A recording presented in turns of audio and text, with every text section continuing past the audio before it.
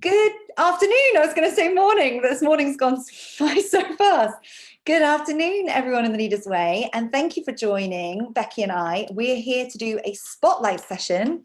I absolutely adore these interviews. I get to ask my amazing clients all about their business, their journey, and where they're going. And I always find it hugely inspiring, and I know people who watch this live or on replay do too. So today I'm going to be introducing the incredible Becky Wise, who's going to introduce herself in a moment. But Becky and I have been in like similar circles and having lots of conversations, and have kind of got to know each other over quite a long period of time, I think, Becky. And what I love about Becky's journey is that it took a while. I hope you don't mind me sharing this, Becky, but it took a while from us having initial conversations being like, I know there's something, I know we need to work together.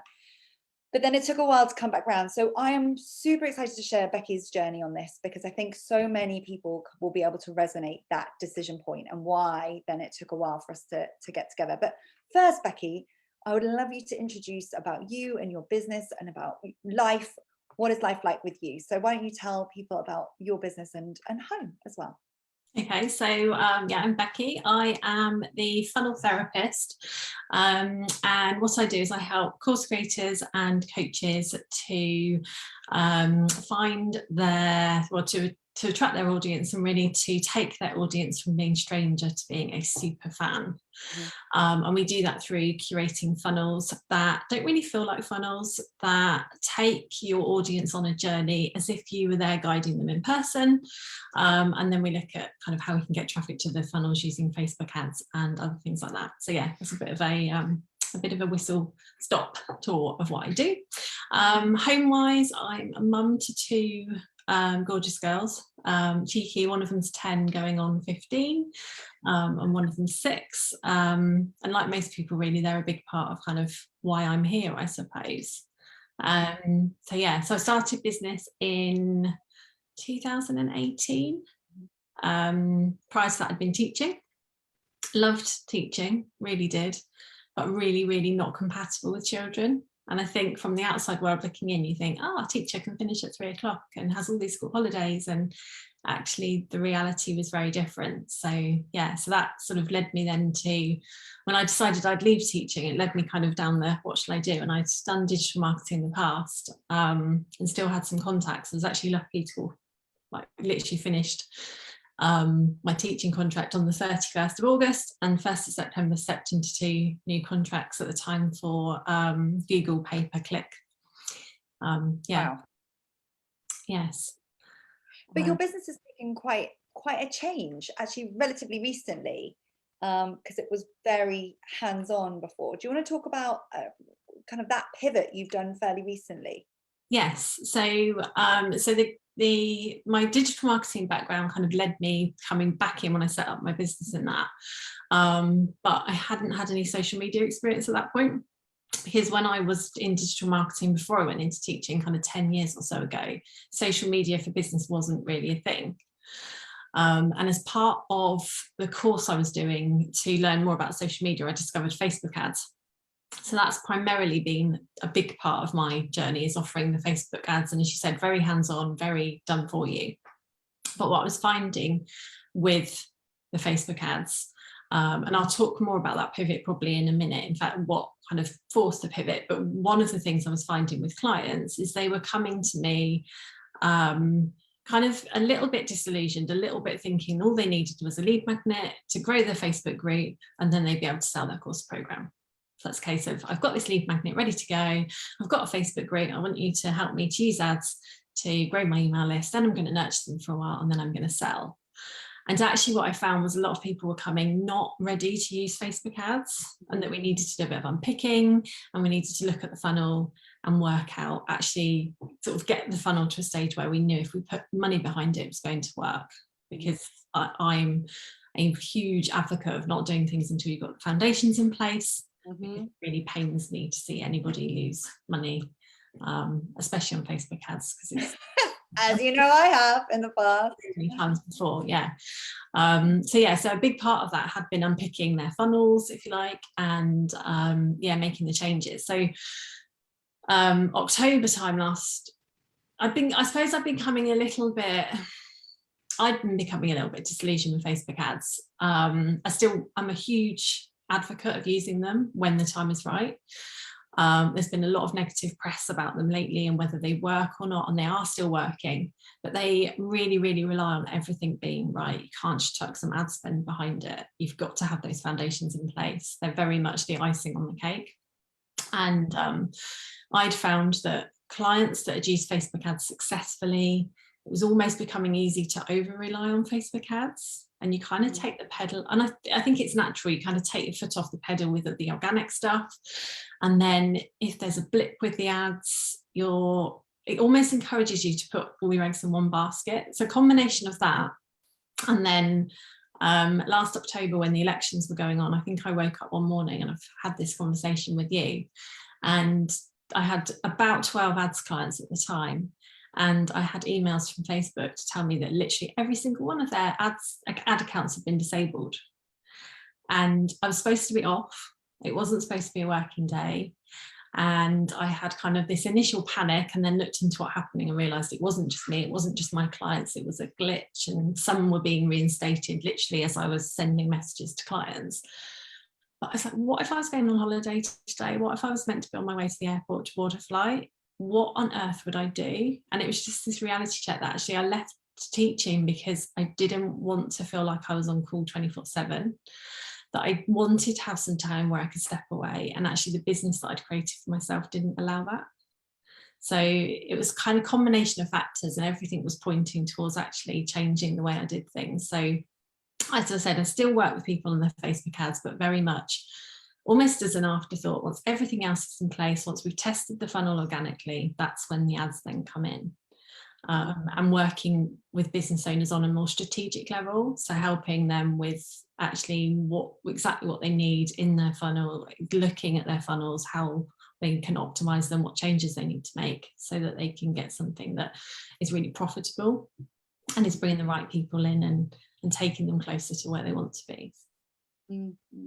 I can so resonate with you, and I think this is why we've been talking for ages, because everything you said about those foundations, not having a silver bullet, Facebook ads aren't the silver bullet to success. And right back at the start of my journey coming into this online coaching consulting world, I was teaching public speaking training, and I took the advice and went with the belief, and there's some naivety here, that I just needed some Facebook ads to drive traffic to a lead magnet to convert. And I spent £3,000 and nothing converted. Yeah, I got a few email leads and I had a few consult calls, but of course, I don't know, I wasn't confident what I was selling. I hadn't validated the offer or various things. And it was all so long and drawn out, and I felt so deflated by it. And I now am a firm believer, same as you, you've got to have the foundations. You've got to prove people want it before you then add the additional, what's the word, like it's like the top up, isn't it? It's like the fuel, the sort of rocket fuel to it almost. Exactly. And I love that approach, because you have such a caring nature, and I have always seen that in you. You have that massive drive to look after people and do an amazing job, and like I can almost see you there with your arms around your clients. And so when you were there with those 12 ad accounts frozen or deactivated, that must have put you into a complete tailspin, and it knocks your confidence. I don't know whether you felt that. But... Oh, no, definitely, yeah. And I mean, before that, the business grew really quickly last year, and I was fully booked for most of the year with quite a long wait list. And I'd a couple of times thought, should I turn this into an agency model? I could bring some ads managers in and I could outsource some of this. But the overwhelming thing, and I think this is the case, I think, I could possibly even end up going down this route with the new business. But for me, I was still the person who was fundamentally responsible for what happened to that ad account. And it wouldn't have mattered if I'd had several ads managers working for me that could have helped me sort out the problem. I would have still carried that responsibility. And yeah, it's... And this is a fascinating subject, which I could talk all day on, around accountability and responsibility, because as business owners, we're accountable for absolutely everything that happens. We don't always have to be responsible for everything. And back in, like, I don't know, way before I even had time to lead, you and I were having conversations about working together, and you were really keen to do something, but there was this fear around, but I don't think I want to hire people. I don't think I want to have an agency. And a lot of people, I have this conversation with a lot of people. Tell me more about why that was the case for you. Like what was some of the fears around that? Yeah, so I think, and we've spoke about this a lot, I grew up, my dad had his own business. At one point he started off doing washing machine repairs and dishwasher repairs and things like that. So he had a lot of engineers working for him, and then plumbers and various other people. And I'd seen him struggle, I suppose, with managing and delegating, and that had really, I think, added to this subconscious belief that it was really hard. It was hard to find somebody to bring in that I could trust. Trust was a huge factor. It was hard to manage the people, and I had this belief that actually, if I wanted it done well, I probably need to do it myself, and it'd be quicker and easier to do it myself. And to be fair, that wasn't just a belief. You actually had that scenario, didn't you? And you're not alone, like where things work and you yeah, do things. Yeah, I did. And actually, but I was thinking about that more this morning, knowing I was coming on and we'd be chatting about this. I think that I did, I think before working together this time, I tried on 3 occasions to outsource some aspects of my business and hadn't managed to do it successfully on any occasion. And it invariably, whilst I shouldn't take responsibility for the whole relationship, invariably it came back to me. It came back to the fact that actually I wasn't clear about what I wanted. I wasn't clear about what I needed. I hadn't done the groundwork to set somebody up for success. In a couple of the occasions, I'd gone with somebody I knew because I'd seen them working with somebody else and thought, oh, brilliant, they'll be able to come in and do this for my business. But again, the naivety, I hadn't had the conversations with them, so they weren't fully equipped to do it in my business. Yeah. So yeah, you're right. And that kind of reinforces belief I had that I wouldn't be able to find anybody that did things the way I liked, sort of, that not even I liked it done, because I don't think I'm that fussy, but it was just believing that somebody would come in and make a big enough difference that it was almost worth the perceived hassle in my head, if that made sense. Yeah, it makes complete sense. But what I'm completely missing from this picture is obviously that's where you were, and you decided, right, you weren't going to go down the like bespoke boutique Facebook ads agency. You wanted to change your business structure. And then, of course, we did end up properly working together, going through Time to Lead. What was it at that point that you decided, right, this isn't so scary anymore, I'm going to do this? Or maybe it was still scary. You did it anyway. It was still scary. The point I decided to come in was actually moving away from some of the Facebook ads. So I've still got a few Facebook ads clients, but they're clients I've worked with a long time. We've got the funnels in place, but actually stopping taking on new Facebook ads clients gave me some space to think about how I wanted the new pivot, the new side of the business to be. And actually I knew that the biggest block I'd had previously in terms of growing was not having support. There's only so much I can do. And actually there are things that I do in my business that I'm not the best person for doing that role. And I knew in order to grow that I needed to be able to bring somebody in. So that was the trigger to come. And I knew I needed support, but what I didn't know was exactly what that support would look like or how to go through that process. That was why I came in, and I was really scared. And when I started the process with you, I was very much still thinking I would sort of outsource the work. And I remember we had a conversation and we were talking about outsourcing versus sort of actually bringing somebody into your team and into the business on one of the coaching calls. And I think I said to you, actually, I don't want to outsource. I think I want someone in my business. And you were like, I know you want someone in your business. You're just too scared. And it's like, yeah. So I needed, I don't know, I needed time to see that. And as I said to you, I wanted a cheerleader. I wanted somebody that wasn't spreading their time between several different businesses, but was actually kind of in there and got it and had that same feeling I did about it. So tell us how things have progressed. Like where are you now in your business, and what does this now mean for the future of the funnel therapy? So I am pretty much 1 month in with new employee. So I have found a wonderful business support assistant called Charlotte.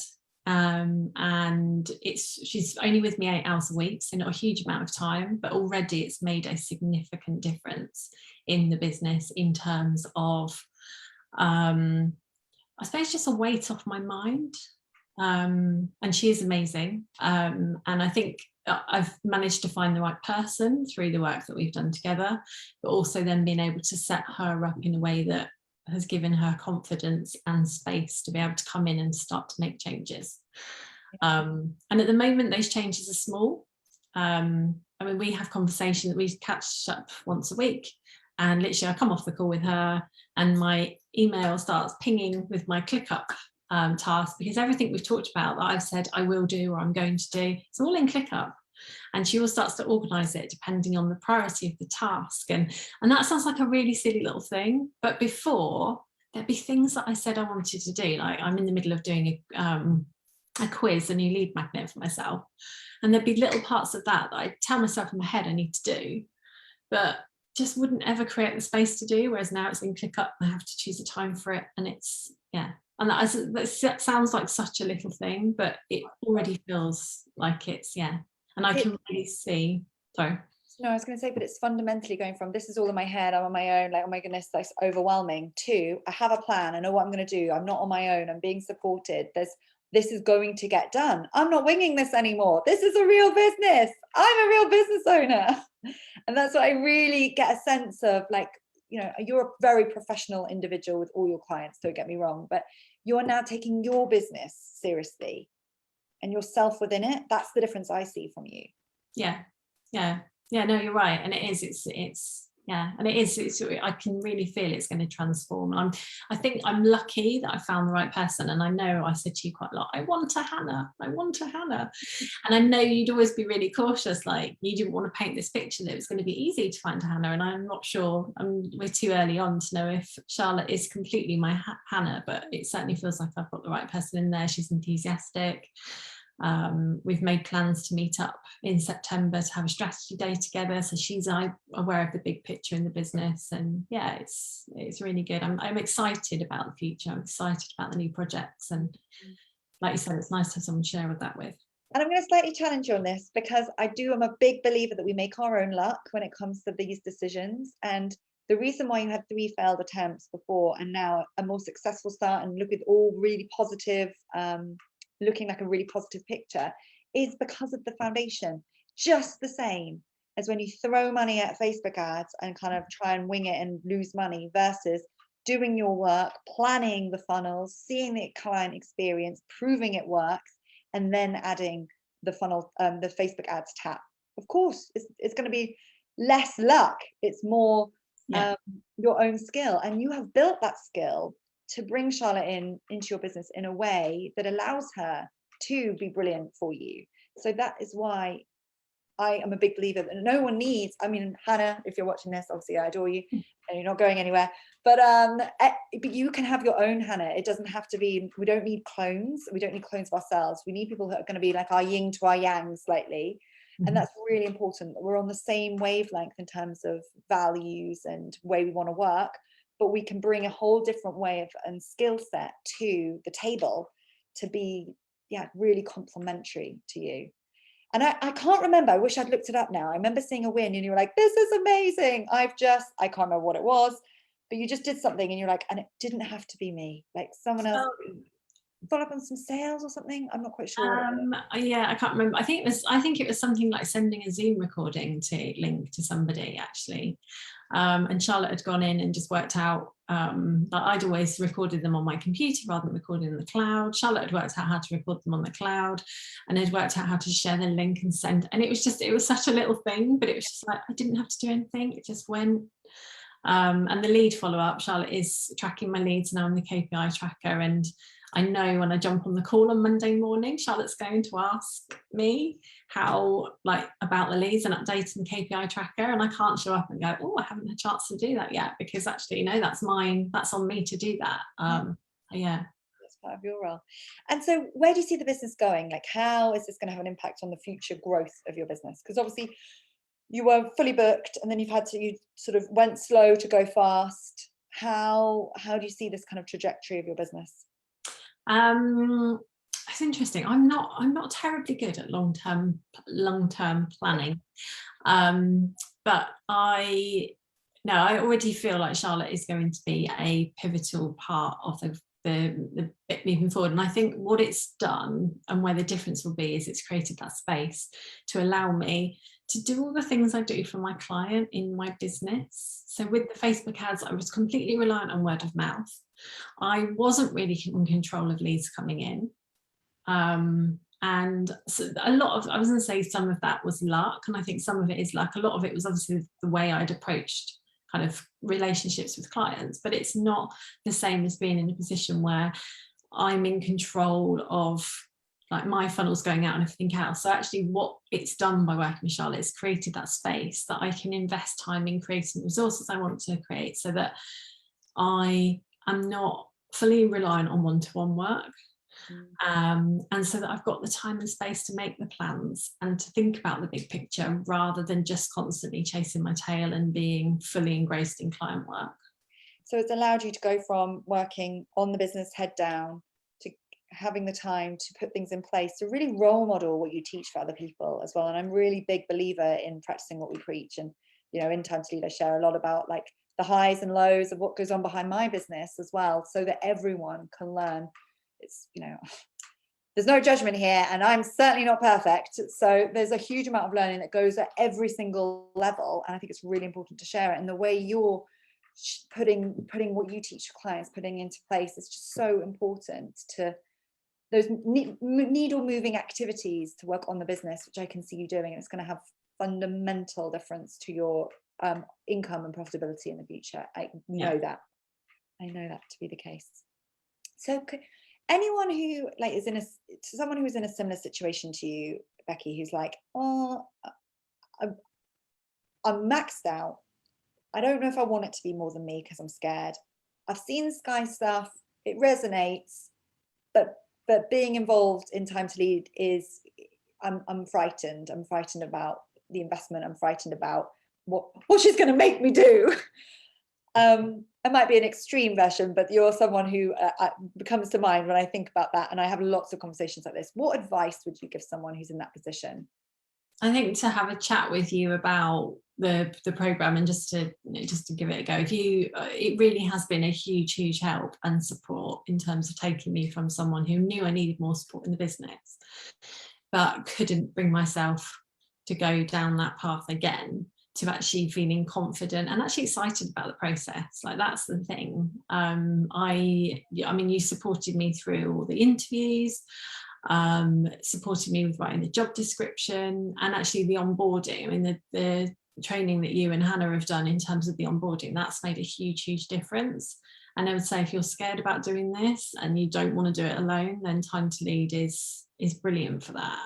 And I think the other thing as well that I've got from it is I've loved the accountability, the Monday morning huddles and the group coaching calls, and just being able to show up with anything really, and having kind of a forum to chat it through, and hearing the other people on the program being so open about where they are and what their struggles are. And it's a nice safe space to get a bit vulnerable about stuff, and I could be completely open about how I felt about employing people and all of that. So it's definitely been a worthwhile investment. Thank you. I think that's really important about it being a place that you can be yourself, and nothing's off the cards, and nothing's ever like, there's no judgment, as I keep saying. But because to me that was like the number one value I wanted to bring to all of my programs, but specifically Time to Lead in a group forum, is that open honesty, transparency, and that very much works both ways. And I think because we have that, people would move through and get results faster or at their own pace, and reach the point where they're happy quicker. Because we learn from one another, and we realize like all of this stuff happens in a slightly different way to every single person, me included. And it's nice seeing people that are slightly further ahead in terms of their kind of journey with Time to Lead as well. Like I've said lots of time, I've loved watching Laura's journey through the programme, and just watching the others and sort of seeing how they're getting on as well is, yeah. I know you're inspiring a huge number of people as well, so it works both ways. Becky, just tell me a little bit about then if someone's listening to this being like, oh, Becky just sounds like a total dream to work with, and clearly that, you know, I've been wanting to turn up the volume in terms of lead attraction and marketing. What sort of stage does someone need to be in to contact you, and how do they get in touch? Most of the people I work with come to me with they've sort of got a funnel in place, I think is the best way to describe it. It's quite often they've got a lead funnel, they've got their lead magnet. They either have got a really good solid plan for a course, or they've got a course or program that they've been selling for a while, but actually either they're finding it really hard to get traction in terms of growing their audience and getting the sales, or they've just got that niggle that they could be doing stuff a slightly different way. And then with most of my clients, we start with something called the funnel therapy, which is where we look at where they are at the moment, so that the support that they get is really tailored to their business. So it's looking at what's working, looking at what the bigger picture is, and then looking at what funnels they need in place to be able to take somebody on the journey all the way through. And it might be existing clients, it might be bringing new clients in, but it's kind of looking at all of those pieces and look to see how we can optimize things to make their funnels as profitable as possible, but in a way that's still aligned with them. Because a lot of my clients actually are quite anti-funnels.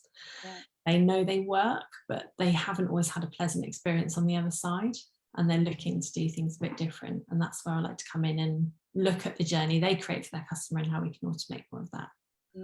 Great. And what's the best way to find you or find out more about this service? I'm on Instagram as Rebecca Wise Funnels, or you can find me on Facebook under Funnel Therapy, and I have a free Facebook group as well. We will make sure that we tag you in for the Instagram and for your Facebook as well, if we haven't got your website.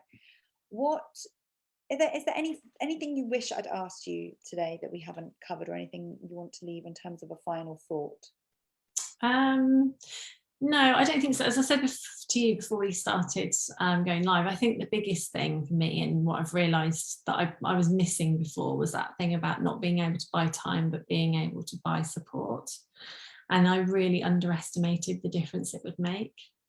And I am still fairly early into the journey. We're only 30 days in with Charlotte, but as I said, already I can really feel the difference. And I know that it's going to enable me to do so many things that I didn't feel I could do before, because I just didn't have the headspace or the time or the capacity. And you took last week off, didn't you? Mostly off. Yeah, mostly last week off. Yeah, and which is a million miles away from last August. I mean, last August was my best month. At that point, it was my best ever month, but it was so hard. So hard. And the girls were off school, and it was just a reality check of, actually, this isn't why I left teaching to do this. I need to create better balance. So yeah. And you're doing that this August. Yes. So, yeah. And it was there's so many, I can just see the projection. So the strategist in me can see where you're going, and it's very, very excited. And I think this first hurdle that you've gone over, and bringing someone in, and that trust building and setting someone up right the first time, what this will do is, as and when you're ready to do something else and add someone else, it will be half as scary, even less than that, and you will be able to grow. And I can just, I'm seeing we're removing the job and we're building a business for you, and I'm very excited about that. Thank you so much for joining me today, Becky. It's an absolute, it's hand on heart joy to work with you.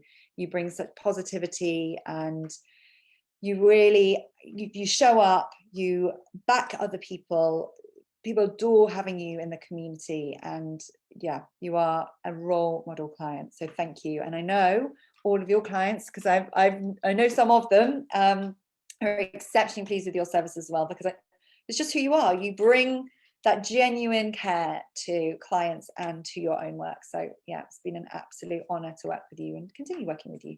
So thank you for being here today and sharing your journey. I know, inspiring many people who are, but knowing they're ready to take the next step. Yeah. That's the key. Right, thank you for joining anyone who watched this on Facebook, and we really appreciate you being here too, watching this live, and I bid you all a very lovely day.